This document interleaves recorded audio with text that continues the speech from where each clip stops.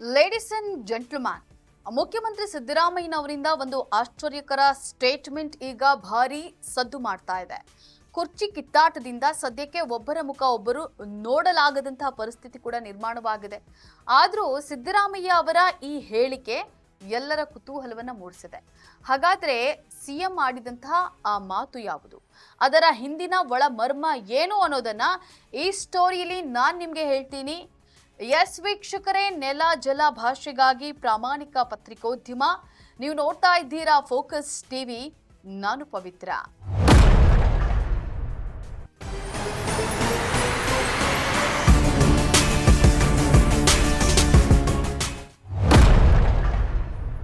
ಸದ್ಯಕ್ಕೆ ಸಿಎಂ ಸಿದ್ದರಾಮಯ್ಯ ಅವರ ಮಾತಿನ ವರಸೆಯೇ ಬದಲಾಗಿ ಬಿಟ್ಟಿದೆ.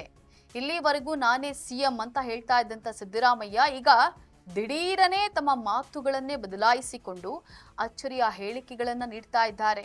ಮಾಧ್ಯಮಕ್ಕೆ ಮುಖಾಮುಖಿಯಾದಂತಹ ಸಿಎಂ, ನನ್ನ ಮತ್ತು ಡಿಕೆ ಶಿವಕುಮಾರ್ ಸಂಬಂಧ ಹಾಲು ಜೇನಿನಂತೆ ಇದೆ, ಆದರೆ ಇದನ್ನ ನೋಡಿ ಸಹಿಸಿಕೊಳ್ಳಲು ಆಗದಂತಹ ವಿಪಕ್ಷಗಳು ನಮ್ಮ ಮಧ್ಯೆ ಹುಳಿ ಹಿಂಡುವಂತ ಕೆಲಸ ಮಾಡ್ತಾ ಇದ್ದಾರೆ ಅಂತ ಹೇಳ್ಬಿಟ್ಟಿದ್ದಾರೆ.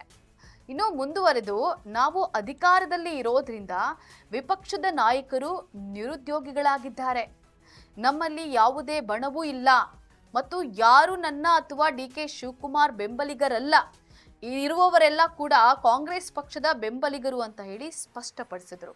ಅಲ್ಲದೆ ನಾವು 5 ವರ್ಷ ಅವಧಿಯನ್ನ ಪೂರ್ಣಗೊಳಿಸಿ ಮುಂದೆಯೂ ನಾವೇ ಅಧಿಕಾರಕ್ಕೆ ಬರ್ತೇವೆ ಅಂತ ತಿಳಿಸಿದ್ರು.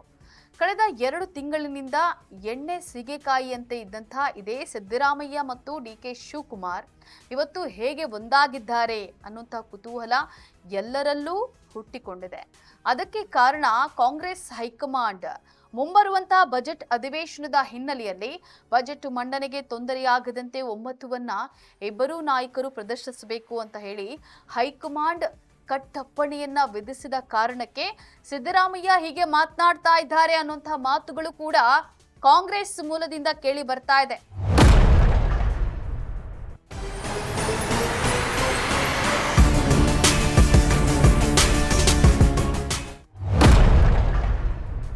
ಒಟ್ಟಾರೆ ಬಜೆಟ್ ಕಿರಿಕಿರಿ ಮತ್ತು ವಿಪಕ್ಷಗಳ ಅವಿಶ್ವಾಸ ಅಸ್ತ್ರದಿಂದ ತಪ್ಪಿಸಿಕೊಳ್ಳೋಕೆ ಸಿದ್ದು ಡಿಕೆ ಹೀಗೆ ಬಾಂಧವ್ಯದ ಆಟ ಆಡ್ತಿರೋದು ಓಪನ್ ಸೀಕ್ರೆಟ್ ಆಗಿ ಏನು ಉಳಿದಿಲ್ಲ. ಇದಾಗಿತ್ತು ಇವತ್ತಿನ ಬಿಗ್ ಅಪ್ಡೇಟ್. ಮುಂದಿನ ಮತ್ತೊಂದು ವಿಚಾರದೊಂದಿಗೆ ನಿಮ್ಮ ಮುಂದೆ ಬರ್ತೀನಿ. ಅಲ್ಲಿವರೆಗೂ ನೋಡ್ತಾ ಇರಿ ಫೋಕಸ್ ಟಿವಿ.